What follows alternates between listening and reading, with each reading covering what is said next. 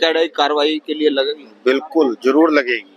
हमें पूरी उम्मीद है कि ऊपर तक ये बात जाएगी, ऊपर तक ये आवाज जाएगी और ये आवाज कायम होकर चल रही है और ये अपना पूरा रूप, पूरा असर दिखाएगी बहुत ही जल्दी। क्योंकि इस प्रकरण को लगभग 6 से 8 महीने हो चुके हैं, बार बार घटनाएं बढ़ रही हैं, ये घटने की बजाय। हाँ देखो, जागृत तो हर किसी को करना ही पड़ता है, कोई अपने आप सोता हुआ नहीं जागता। आज सभी, यहाँ ही नहीं खाली पूरे भारतवर्ष के अंदर इसी प्रकार से धरना प्रदर्शन करके सरकार को जागृत किया जा रहा है और सरकार जागृत होते साथ ही इस कार्य में कुछ न कुछ कदम बहुत जल्दी उठाएगी।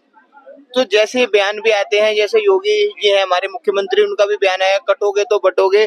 तो सनातन की बीजेपी सरकार है, इसमें भी हिंदू खतरे में है, तो सुरक्षित कब रहे? सुरक्षित बहुत सारे कारण हैं कि आज जैसे कहते हिंदूवादी सरकार है। आपने भी कह दिया बहुत सहजता से, मैं नहीं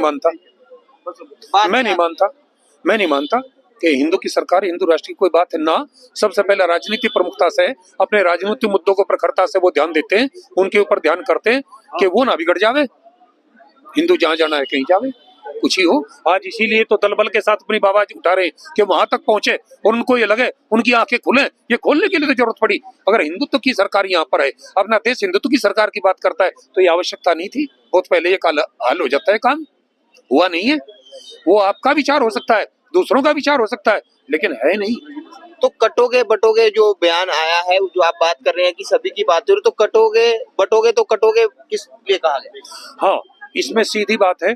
हम जैसे कि अभी मैंने एक वेद का सूत्र दिया था, हम सबको इकट्ठे रहना है, हम सबको इकट्ठे रहना, एक सूत्र में रहना है। आज ये एससी में है, कोई एसटी में है। अभी एक बताया था रामदेव जी ने, एक बात बताई कि वो तो ब्राह्मणों को निकाला जा रहा, दूसरे लोग वही रहे, आज भी हैं। तो हमें बांट दिया, आता था ही नहीं बांट दिया। आज आवश्यकता है वास्तव में ये है कि सब एक थे, एक हैं, एक रहने वाले हैं। उससे ही जागरण होगा, उससे ही जागृति होगी, उससे ही रक्षा होगी, उसी से सुरक्षा होगी। आपके कहने की बात है, जैसे महाराज जी कह रहे हैं कि विचारों से एक होना पड़ेगा।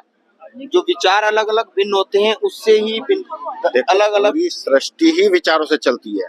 बिना विचारों के तो आप यहाँ तक अपनी जो बात रख रहे हैं वो भी नहीं रख सकते। बिना विचार के कुछ नहीं हो सकता। इसलिए विचार को चिंतन का एक नाम दिया गया कि अगर आप चिंतन करोगे तो आपके विचार शुद्ध होंगे। जब विचार आपके शुद्ध होंगे तो समझ लो सारे विचार आपके आगे काम करेंगे। तो महाराज जी एक आखिरी प्रश्न, सर्व समाज के लिए क्या मैसेज देना चाहेंगे आप? सर्व समाज के लिए ये छुआछूत की बातें पैदा हो गई, ये विष है, इसको खत्म करना होगा, विष को हमें ही पीना होगा। शिव बनकर, शिव की इच्छा, शिव से आगे, शिव में सारा जीवन हो और बन करके शिव विषय हल हल पी जाए, ये पीना होगा। जो बो दिया लोगों ने, बो दिया, आताताइयों ने बो दिया। अरे विदेशों से जितने आताताई आए, आक्रांता जितने आए, उन्होंने सबसे पहले में बांटने का काम किया। अच्छा, एक दर्द का विषय है महाराज जी। एक समाज में क्रूरता चल रही है, जो पहरावे पे भी फर्क पड़ रहा है, इससे भी समाज बिगड़ रहा है। हाँ, बहुत सारी फिल्मों ने ऐसा हालत पैदा कर दी। उसमें हमारे टेलीविजन है, फिल्म है, वो इसमें एक कार्य करती है, उसके विरोध में भी आवाज उठानी पड़ेगी। समाज को क्या मैसेज, क्योंकि आपकी आवाज बहुत लोग सुनते हैं और मानते भी हैं, तो उन्हें क्या मैसेज देना चाहेंगे? हम तो ये मैसेज देना चाहेंगे कि हमारे बच्चों की परवरिश कुछ इस प्रकार होनी चाहिए। हमारे बच्चों की परवरिश जो है, आरंभ ही उनका कुछ इस प्रकार से घटित हो जाता है। माता बेटी पर ध्यान नहीं दे रही, पिता पुत्र पर ध्यान नहीं दे रहा है, और सब पैसा कमाने के पीछे व्यस्त हैं, उन पर ध्यान ही नहीं जा रहा। वो क्या कर रहे हैं? तो आगे वो किसी भी क्षेत्र में जाएं, कैसे भी जाएं, वो स्वतंत्र हैं। माँ का बेटी को पता नहीं कितने बजे आके चाय पी, पुत्र का पिता को पता नहीं वो क्या कर रहा है।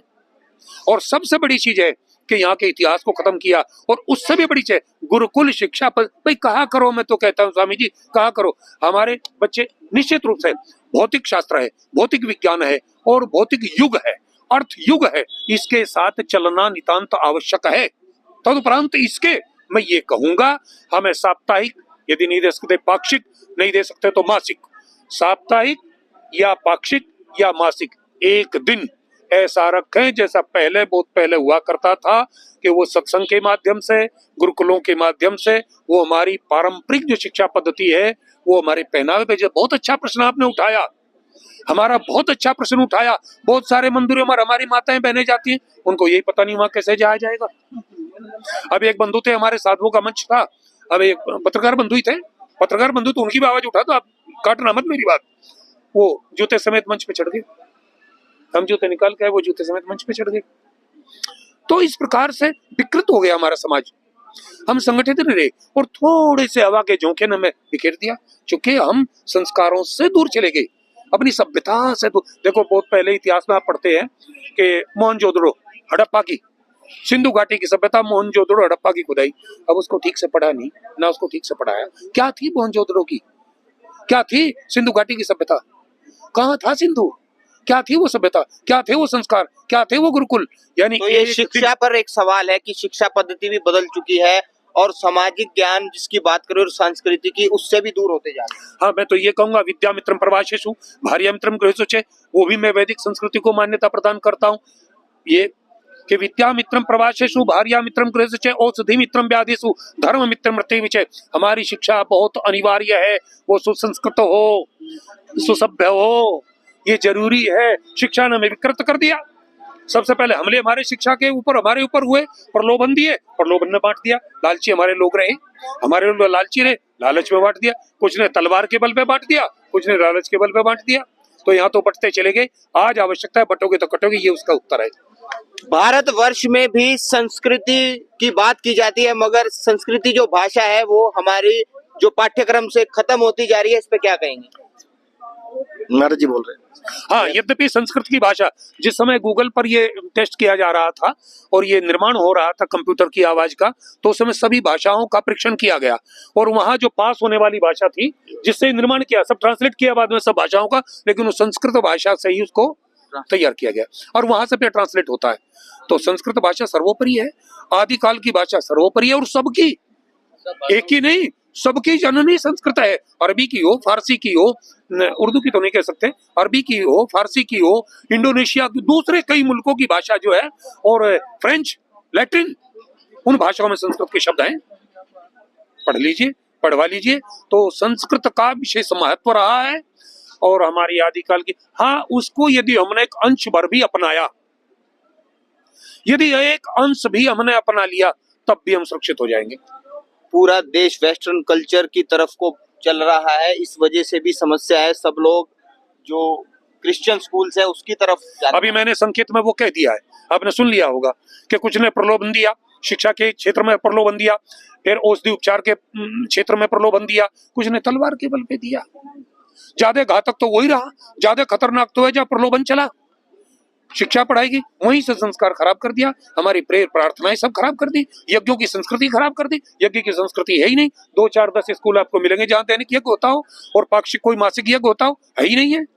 गुरुकुल पर बढ़ावा देना आश्रम की, हम हमारे आश्रम पे लिए बैठे हैं कि भाई दैनिक यज्ञ होगा, भोजन मिले ना मिले, खाना मिले ना मिले, लेकिन यज्ञ होगा। तो हमारी यज्ञों की संस्कृति और हमारी जितनी भी, भाई हमारे ऊपर तो कुठाराघात होते रहे हैं, कहाँ तक मैं बताऊं। किसी ने नरमाई से किया, किसी ने गरमाई से किया, लेकिन किया। और कमी एक थी, हम शांति प्रिय थे, सहज थे, सरल थे, सहिष्णु थे, संस्कारित थे, सभ्य थे। कारण ये रहा। धन्यवाद महाराज। नारायण कृपा करें।